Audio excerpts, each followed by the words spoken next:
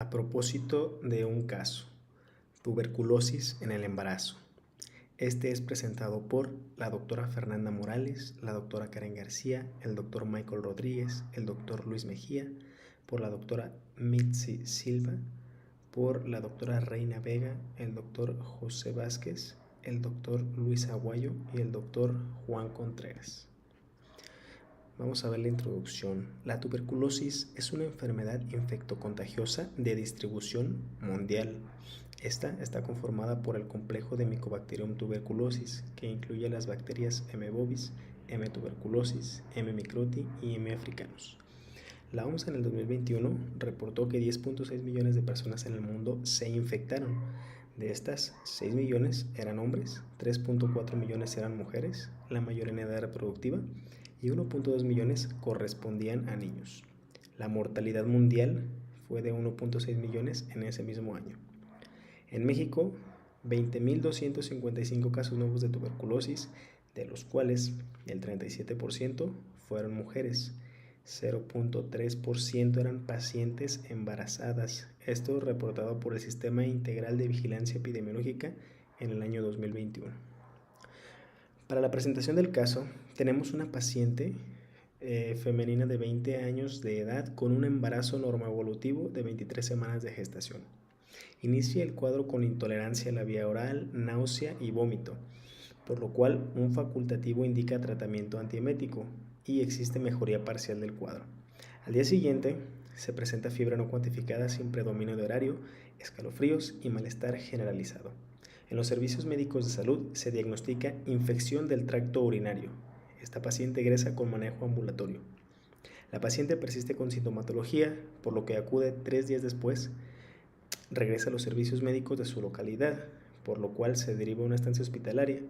Aquí se encuentran los signos de temperatura de 39 grados Celsius, una frecuencia cardíaca de 151 latidos por minuto, la respiratoria de 26 respiraciones por minuto y una sospecha principal de sepsis de foco urinario.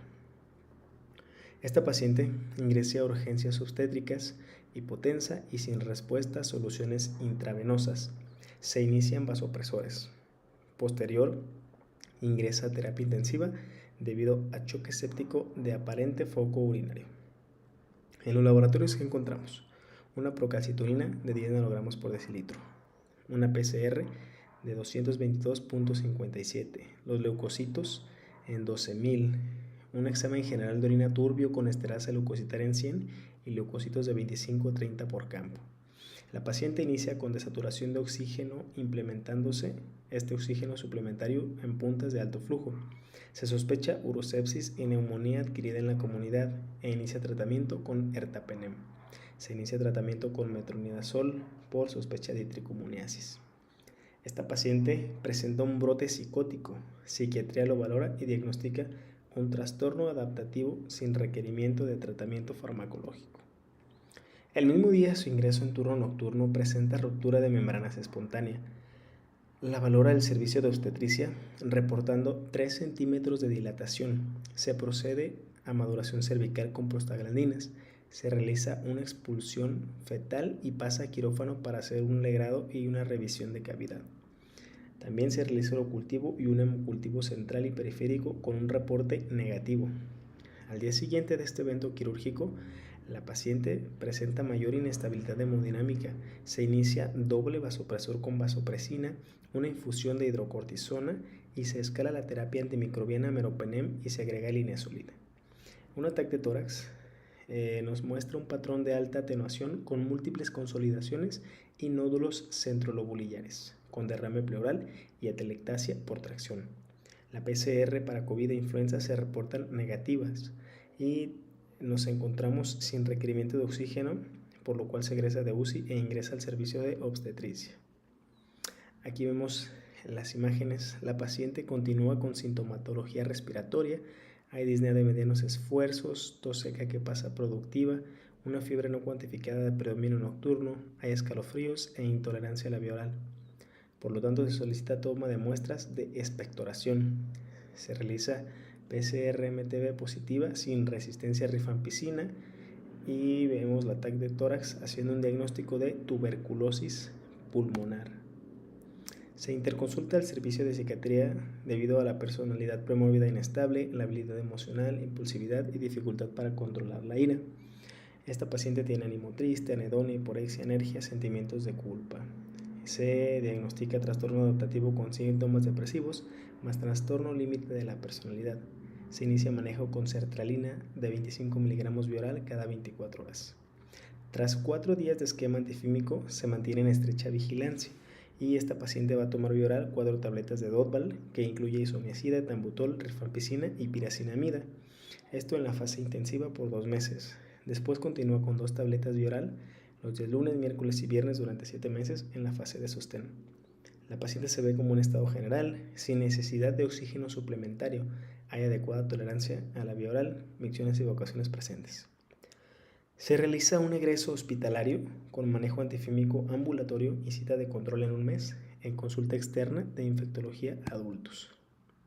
Para la discusión, vamos a ver que la tuberculosis conforma una de las causas infecciosas con características de cronicidad de mayor importancia. Es transmitida por algún microorganismo del complejo Mycobacterium tuberculosis. Tenemos factores de riesgo como contacto con personas infectadas, desnutrición, alcoholismo y tabaquismo, malas condiciones de vida y viaje a lugares endémicos. Los factores de progresión pueden ser VIH, infección previa por tuberculosis, uso de drogas intravenosas e estados de inmunocompromiso. En el diagnóstico clínico podemos tener tos por más de 2 semanas, fiebre, diaforesis nocturna y pérdida de peso. Para un diagnóstico definitivo vamos a tener pruebas de diagnóstico rápido molecular, excluyendo la baciloscopía y el cultivo. La tuberculosis representa un riesgo potencial tanto para la embarazada como para el feto. Se asocia a aumento triple de mortalidad materna.